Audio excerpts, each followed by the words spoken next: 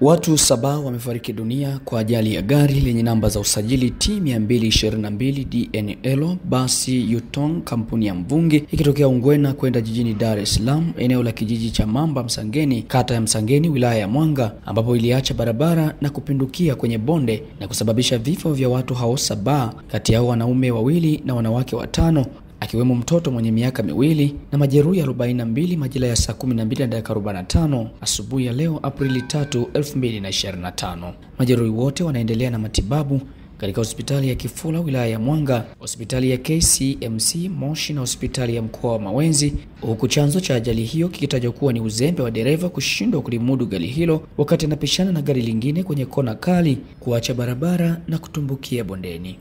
Taarifa zinasema kuwa dereva wa gari hili anashikiliwa na polisi kwa mahojiano zaidi.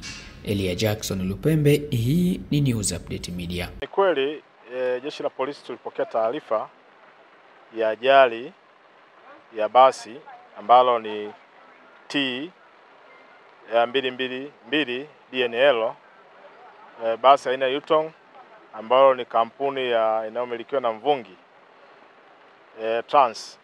Basi hilo lilikuwa linatoka Ugweno kwenda Dar es Salaam. Likiwa eneo la Msangeni, wilaya ya Mwanga, liliacha njia na kupinduka na kusababisha vifo vya watu 7. Kati yao 7, wanaume 2 na wanawake 5. Kati ya wanawake 5 kuna mtoto mmoja wa miaka 2.5. Chanzo cha ajali hiyo ambayo imetokea saa 12:45 za alfajiri leo tarehe 3 wa 4/2025 ni uzembe wa dereva wa gari ya basi ya Mvungi Trans kutokulimudu gari lake wakati wanapishana na gari dogo kwenye kona, ambalo lilipelekea likapinduka na kuporomokea polini kwa maana ya bondeni. Mtuhumiwa kwa maana ya dereva aliyekuwa anaendesha hiyo gari amekamatwa, na hadi sasa tunao majeruhi 42 ambao wanaendelea kupata matibabu katika hospitali. Wapo ambao wamepelekwa KCMC, wapo ambao wamepeleka zahanati ya Kifura, lakini wapo wengine ambapo hospitali ya Mwanga wakiendelea na matibabu. Miili ya marehemu imepelekwa hospitali ya Mwanga kwa maana ya utambuzi, na baada hapo itachukuliwa kwa ajili ya taratibu zingine za kifamilia za maziko.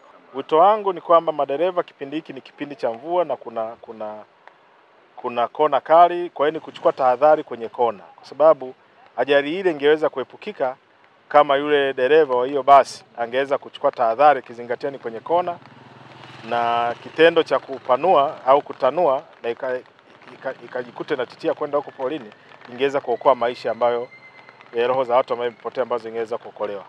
Kwa majina naitwa Fadhili Ahaya Mpole. Tumewahi tukikuta gari ikiwa bado inaunguruma, ndo tuliopambana na kujitahidi kukata nyaya kuepusha mlipuko wa gari utakaofanyika. Chanzo cha ajali hii kwanza imetokana kwamba kuna gari ilikuwa inakuja ya msiba. Sawa? Sasa ina maana akawa kwenye kupishana, dereva ndo akaona kwamba ile gari zilikuwa ziko nyingi zimeongozana zinapeleka msiba. Sasa akaona kwamba ile kuikwepa ina maana ndo gari kuhama ikashindwa kurudi barabarani, ndio chanzo cha ajali hii. Mimi kwa majina naitwa Saleh Yusufu Mfangabo, ni agent wa Mvungi, naishi wilaya Mwanga Kikweni. Ajali hii sisi tulikuwa tumeweka abiria Kikweni pale tukisubiri gari ije. Baadaye tukaambiwa kwamba gari imepata ajali. Tulipata taarifa kwa haraka na tulichukua bodaboda, tulikuwa na mimi na agent mwenzangu Saidi Lawena. Tuliwahi hapo, tulipofika hapa watu wengine walishafika wakawa wanaendelea kuokoa majeruhi, na watu wengine tumewakuta pale ambao walikuwa wamepata ajali. Wengine tulikuta mtoto mmoja na mama mmoja alishakufa, na watu wengine bado watu walikuwa wanaendelea kuokoa. Kuna wengine wametoka ni wazima kabisa. Ni wazima kabisa. Kwa sababu kila Mungu anapanga la kwake, Mungu analopanga la kwake. Wengine ni wazima kabisa, wengine wajitambui, wengine ndio hivyo unakuta na hema akipandishwa mpaka barabarani ameshakufa.